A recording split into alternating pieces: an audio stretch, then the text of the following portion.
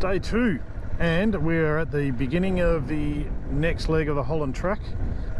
Now I'm just going to pull up here. I stashed a little bit of fuel here yesterday because I'm not exactly sure how much fuel I will need to get through there, so I do suffer from fuel anxiety every now and then. So I dropped 1.5 litres here yesterday, and what I'll do is I'll put that in the tank now.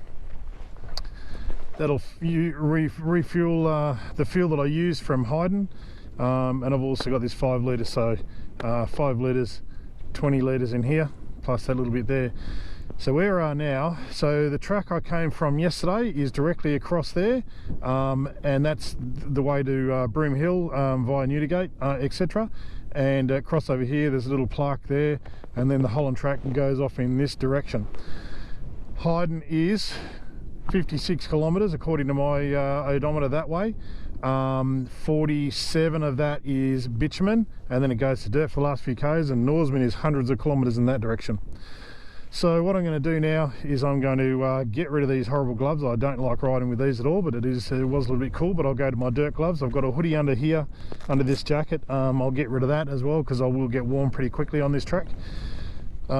Take a little bit of air out of my tyres, and get that fuel in there, and then hit the road. So a little bit of information here around John Holland and his track. Just talking about how they did this track in 1893, because there was a gold rush started in Coolgardie in 1892, I believe. So everybody went up there to make their fortune. Anyway, we'll get cracking. A 4x4 Explorer on my phone to track. Oh, my mirror's a bit munted from yesterday. I didn't bother changing that. I should probably remove them, but last time I come up here they did cop a few whacks, but they were okay in the first part. So once I get past Mt Holland we'll see what it looks like. Anyway, sandy up here pretty soon. It gets a little bit tricky. I'll just keep my weight to the back and get ready to stand up if I need to.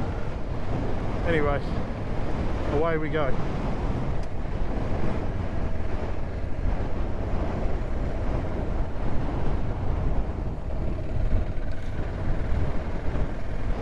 Quite windy this morning, and as you can see it's shaping up to be a pretty nice day.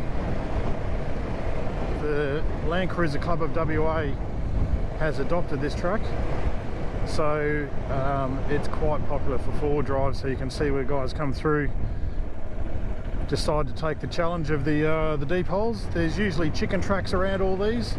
In fact, there's always chicken tracks around them. However, some of the chicken tracks are even, they're pretty gnarly as well. And last time I came down this way, I once or twice had to actually divert into the bush to get around it.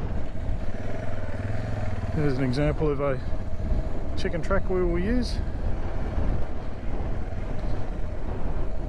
Even if I was here with a bunch of people, I don't think I'd want to tackle something like that.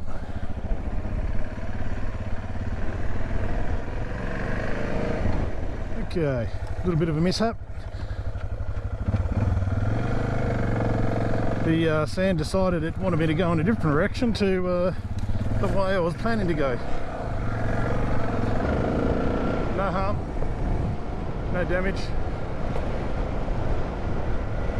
I cleaned up a couple of those little trees though, but luckily they're pretty brittle, so they just broke and got out of my way.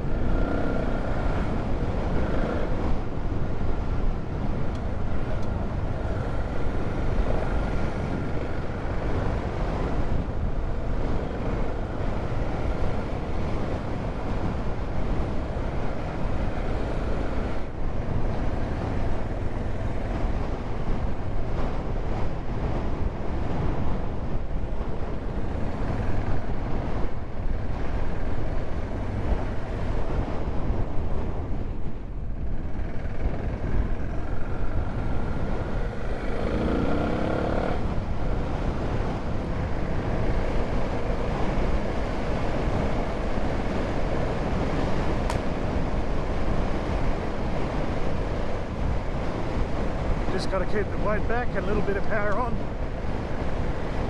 gently nudge it in the direction you want it to go.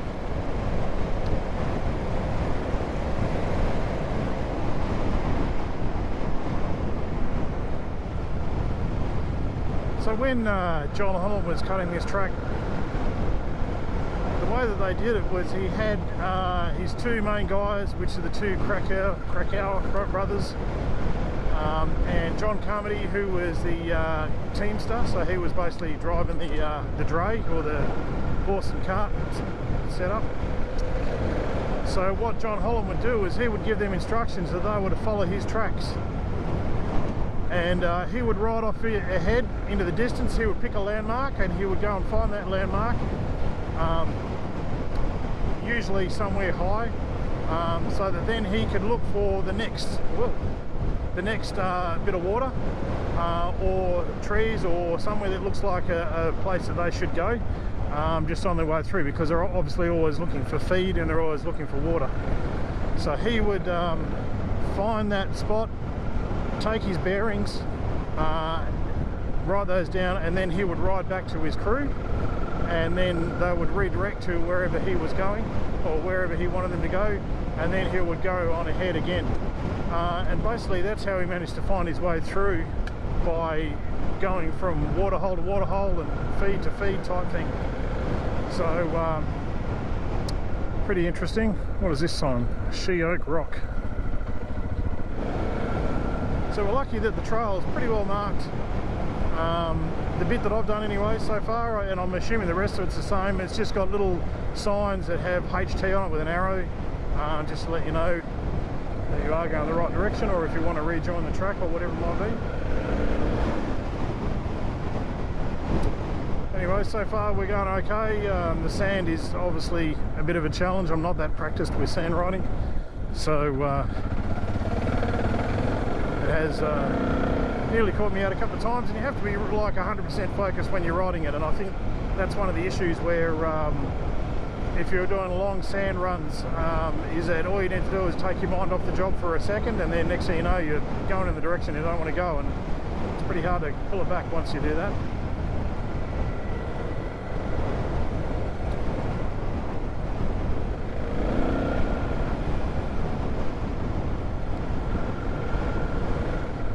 So we'll take the scenic route around those couple of puddles. Are a little bit too ambitious for me, being by myself.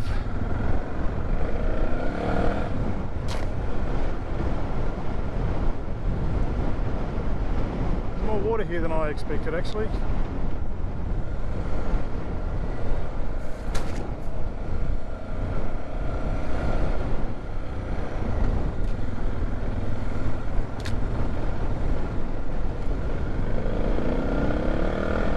They've had a bit of rain since I was here last time.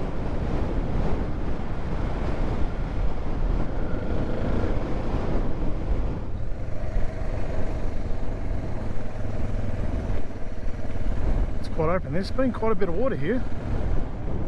Surprising. Anyway, we'll look out.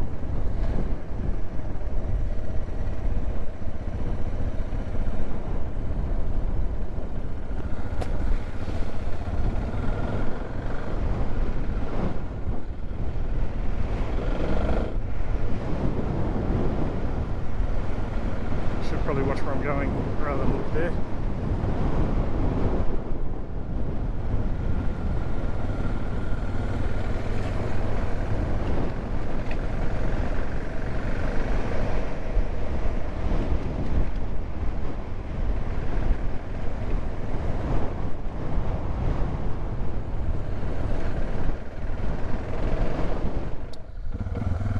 Don't see any good way through here.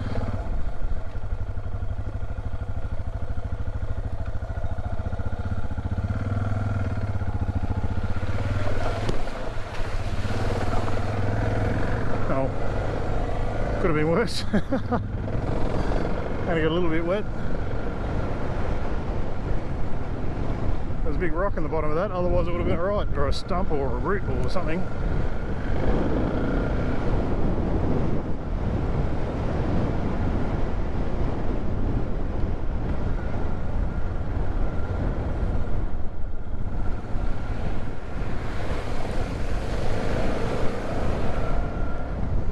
guess that's how you do it.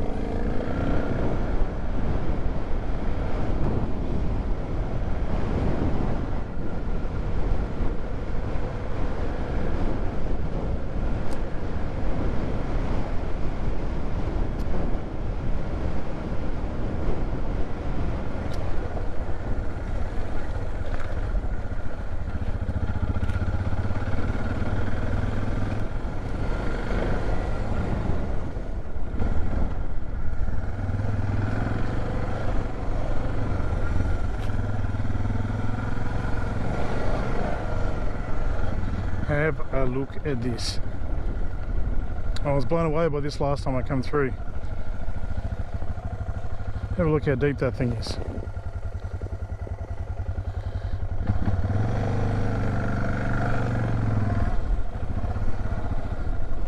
These ones here aren't so bad, but still, you want to be keen.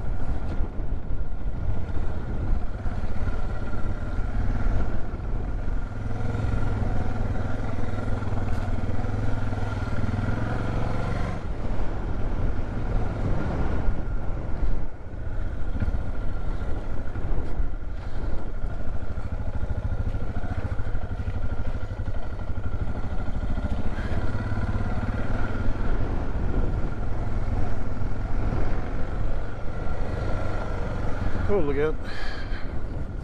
I think this way.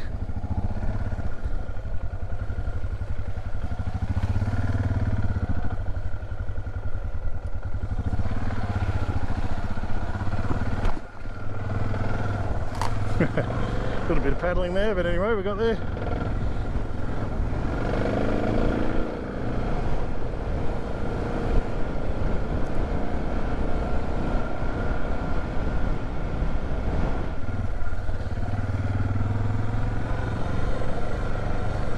Yeah, some muddy holes around here, that's for sure. And this stuff is clay. Well, I need to pay attention to what I'm doing here. This stuff is clay, so when it's wet, it's super greasy.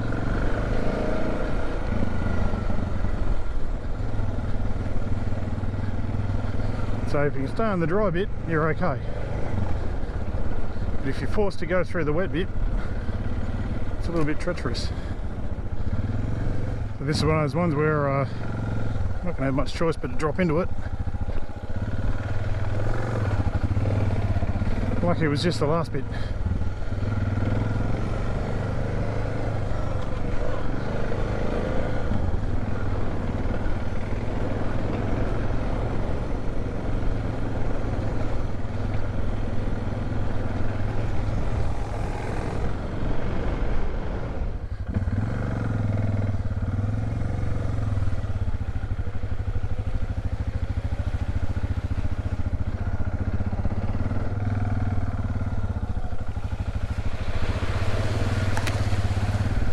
Ooh, okay, not too bad.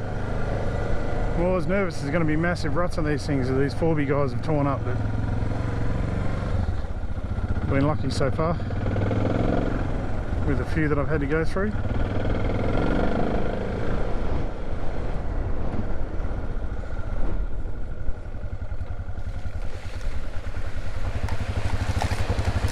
Oop, lucky anything didn't go wrong there. I was in second gear.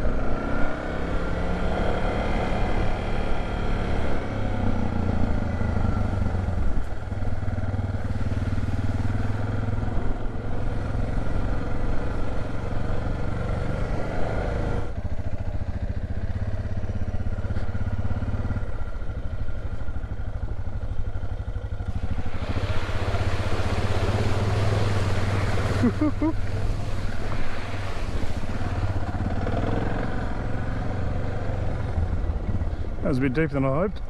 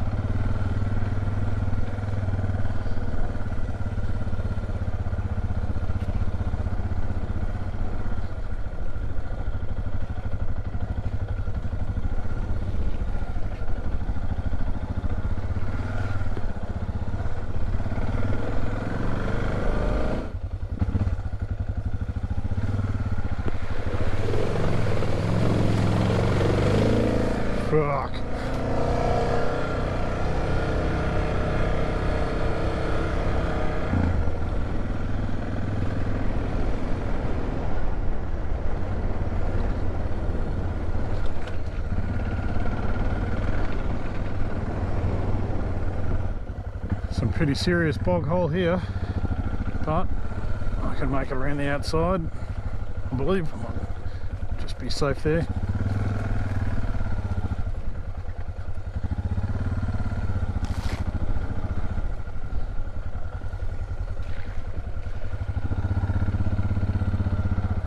I think we might just cut straight through.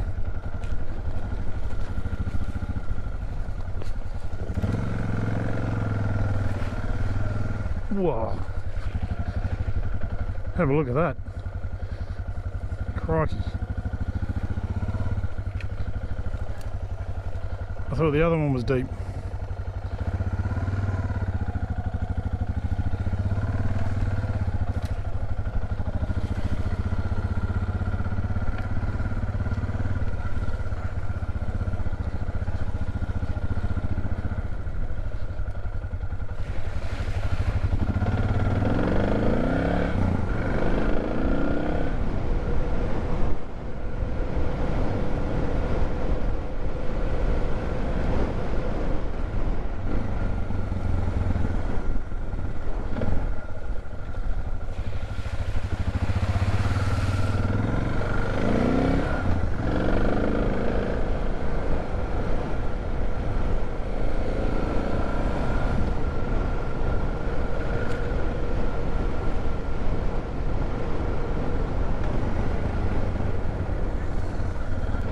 Looks like we're out of that boggy area.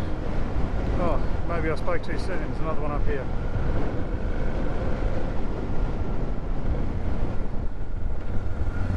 And there's no real way around that one.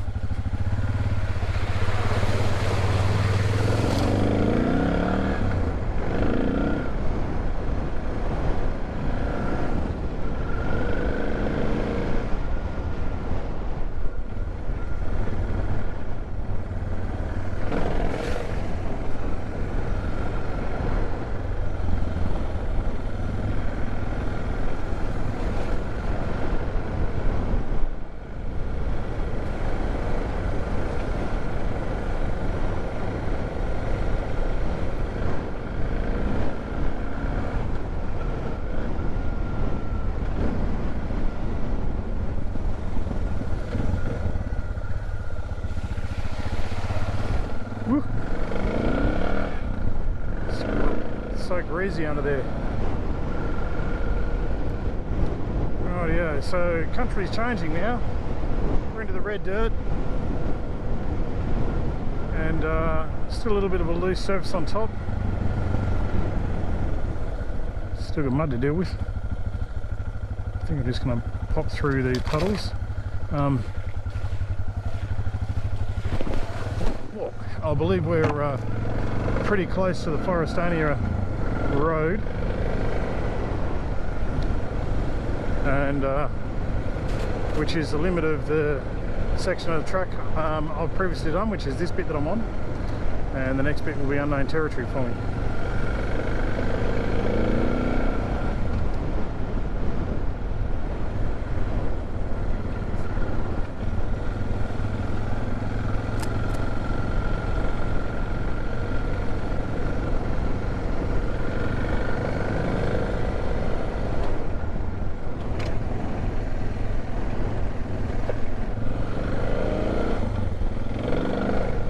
So that's the first part of the Holland track conquered.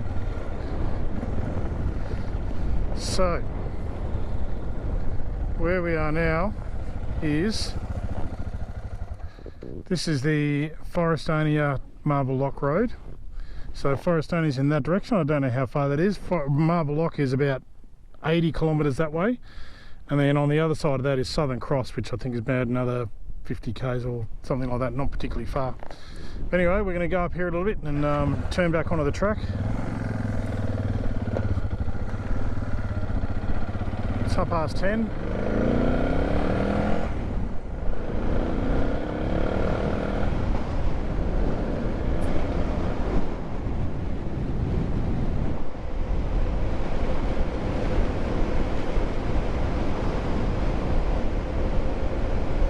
And here we go. There's a sign there that says HT.